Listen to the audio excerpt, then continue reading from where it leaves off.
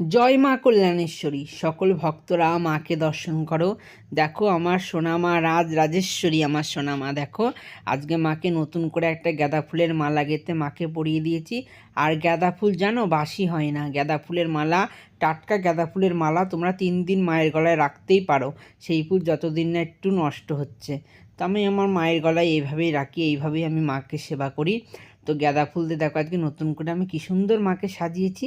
তো মাকে কত সুন্দর লাগছে, আমি চোখ ফেরাতে পারি না জানো। প্রত্যেক দিন আমি মাকে পুজো দিই, মাকে এত দেখি, মা তো আমাদের বাড়িতেই আছে, কিন্তু তাও আমার মাকে দেখে স্বাদ মেটে না।